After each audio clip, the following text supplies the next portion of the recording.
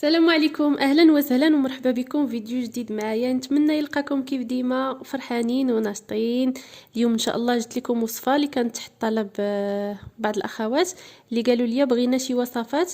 بما ان الجو شويه تبدل مؤخرا، بداو الوليدات تيمرضوا وحتى الكبار. ما كاينش شي دار اللي ما فيها شي حد مريض. الله يشافي الجميع ان شاء الله. المهم، الاعراض اللي تيكونوا اللي هما النيف تيسيل، الكحبه، العطيس، الحلق، تيدر، آلام الرأس، الصدر، مخنوقين. المهم هاد الأعراض ما كاين شي دار كيف قلت اللي ما مريض شي واحد. والحاجه الخايبه ان هاد الشيء شي عادي، يعني الا كان واحد في المنزل مريض بالطبع الناس اللي معاه راه غادي يتعاداو. اليوم جبت لكم واحد الوصفه اللي غادي تهنيكم من هاد الشيء، اللي هي كيف ديما رخيصه وسهله وسريعه واقتصاديه بزاف بزاف بزاف. تغنيك عن شراء المشروبات، يعني السيرويات اللي تنشريو للوليدات ولا حتى حنا الكبار. هاد الوصفه تتحيد هاد الاعراض هادو وتتشافي باذن الله. وعن تجربه تنهضر معكم. من هاد الفيديو تنوجه التحيه للاخت حوريه اللي عطاتني هاد الوصفه. كانت بنتي مريضه وما خليت ما درت ليها وهي تقول لي هاد الوصفه صراحه الله زوينه، درتها لها ودرتها حتى انا والحمد لله الحمد لله. بفضل الله سبحانه وتعالى وبفضل هاد الوصفه لقينا النتيجه. المهم ما نطولش عليكم. اول حاجه عندنا هنا هي البصله تكون البصله الحمراء. ما كاينش بيت مغربي اللي ما فيهش البصله، هذه لا نقاش فيها. المهم عندنا البصله الحمراء، غادي نشدو فقط واحد ربع ديال هاد البصله، ماشي كامله ولا نص، ربع منها نحكوه في حكاكه رقيقه. انا راني موجده باش ما نطولش عليكم كيف العاده. ها هو، حيدو هذه. ها هو، هذه هي البصله حكيتها في حكاكه رقيقه، نتوما تشوفوا الماء ديالها. من بعد اشنو هو المكون الثاني؟ وهو نص كاس ديال الماء دافي. ها هو موجود نص كاس ديال الماء يكون دافي، وهنايا نص بصله صغيره ولا ربع بصله الا كانت كبيره. من بعد شنو غادي ندير؟ غادي ناخذ صفايه وغادي نصفي هاد الماء ديال البصله، هو اللي بغيت انا. هذا هو اللي غادي نصفي.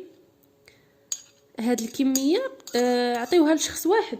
الا كنتو بغيتو ديروها كاملين يعني راها مضاد حيوي بشكل كبير. البصله معروف عليها يعني مضاد حيوي هي والثومه وزيت الزيتون. هنا غنشارك معكم هاد الوصفه، ما نكثرش لكم مكونات بزاف، ومن بعد ان شاء الله غنحط لكم وصفات وحده اخرى من هذا النوع. طبعا الا كنتو بغيتوها، انا حتى لقيت طلب عليها هذا باش حطيتها. كيف ما لاحظتوا معايا تنصفي هاد الماء ديال البصله. هاد الكاس غيشربو شخص واحد مره وحده. ها نتوما شوفوا. بالنسبه للمكون الثالث اللي معانا وهو عسل النحل او لا العسل الطبيعي. العسل تا هو ما تيخطاش شي بيت مغربي. غادي ناخذو منه واحد الملعقه، يعني عسل اللي يكون العسل الحر، ماشي عسل ديال البواط ولا ديال السكر اللي تنصيبو ولا. ها هو هذا العسل الحر. غادي نضيف هاد الملعقه ديال العسل وغادي نمزج هاد المكونات. مزجوهم واحد شويه باش يذوب داك العسل. بما انه الحال بارد تيكون العسل واحد شويه قاصح. غادي نمزجوهم حتى يذوب لينا داك العسل. المهم ما نطولش عليكم بزاف، ندوزو الطريقه ديال الاستعمال كيفاش تستعملوا هاد الوصفه هذه. غادي تستعملوها الشخص اللي بغى يستعملها كبير ولا صغير. هذا هو المقدار اللي غادي يدير، كاس الا ربع بين الماء وبين الماء ديال البصله وديك المعلقه ديال العسل. غتستعملوها في الصباح على الريق، يعني الشخص المصاب او الشخص المريض بهاد الاعراض اللي ذكرت لكم. هاد الوصفه تطيب الصدر بهاد المعنى، كيف تنقولوا بالدارجه المغربيه ديالنا تطيب الصدر، يعني تكون ديك التحرحيره، ديك الكحبه، داك العطيس، داك صدرك مزير عليك، الحلقه ديالك ضرك. هاد الوصفه صالحه لهاد الاعراض هادو او لهاد المرض. غادي تكون اول حاجه تشربوها في الصباح او تناولوها في الصباح هو هاد المشروب بحال هاد الشكل. تشربوه وتجلسوا واحد نص ساعه، عاد من بعد تفطروا الفطور ديالكم. الاستعمال الثاني تيكون اخر حاجه من بعد ما تبغيو تنعسوا. اخر حاجه تبغيو تنعسوا تمشيو للفراش ديالكم، تشربوا عاوتاني هاد الكويس وتغطاو وتنعسوا. داوموا عليها حتى تحسوا براسكم مزيان. وانا من بعد ما داومت عليها لاحظت راسي حتى البرد القديم كي تنقولوا البرد اللي في صدري قديم الحمد لله طاب ليا. ما بقاش واخا شربت سيرويات شربت دواء شربت كيمات، المهم داكشي باقي كيف ما هو كما هو الحال عليه، ما دار لي الدواء حتى شي حاجه بهذا المعنى.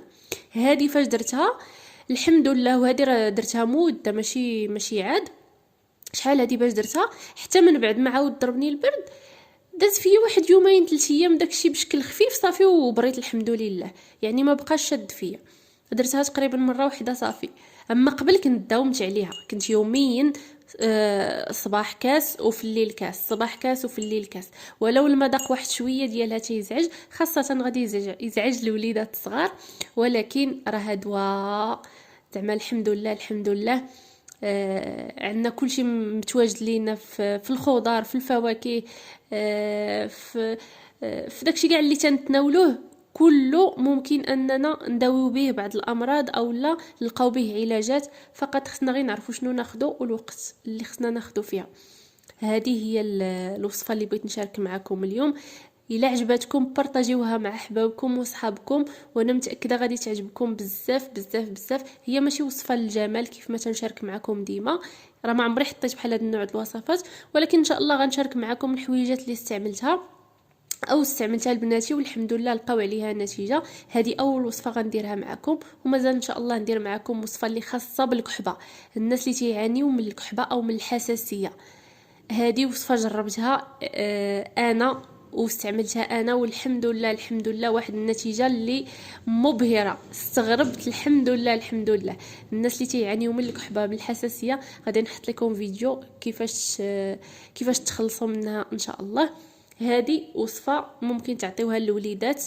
انا قلت لكم هذا هو المقدار اللي تقدروا نتوما شوفوا العسل راه غاديه وتذوب، غادي تذوب ديك العسل وصافي. يكون داك الماء واحد شي شويه دافي باش تهرسوا به ديك الحروره ديال البصله، حيت البصله ولو درنا العسل البصله صراحه فيها واحد المذاق واحد شي شويه تيزعج، ولكن اي حاجه نصبروا ليها. كاين الناس اللي ما تيعجبهمش يتناولوا هكذا العشوب ولا بحال هذا النوع ديال الخلطات، ولكن راه هاد صراحه الله لقيتها احسن من السيرو. شحال من سيرو شربت وشحال من كينه شربت ما داروا لي حتى شي حاجه، ما حسيتش بالفرق. ولكن هذه شكرا لك اختي حوريه من هاد الفيديو، قالتها لي في الخاص وجربتها. هذه مده قريبه يدور العام على ما تنظن، ولا راه دار العام عليها، وما تحش الفرصه انني نصورها لكم. حتى جاوني دي ميساج قالوا لي شاركي معنا شي حاجه اللي تحيد هاد الريح هذا او لا هادشي اللي تيعادي او لا وليداتنا مراد ولا. وقررت انني نشاركها معكم، نتمنى تعجبكم ونتمنى تبارطاجيو لا فيديو، وإلا عجبكم اكيد شاركوا في القناه. وغادي نقول لكم الله يشافيكم والله يشافي كل مسلم، وخليت لكم الراحه الى فيديو مقبل ان شاء الله.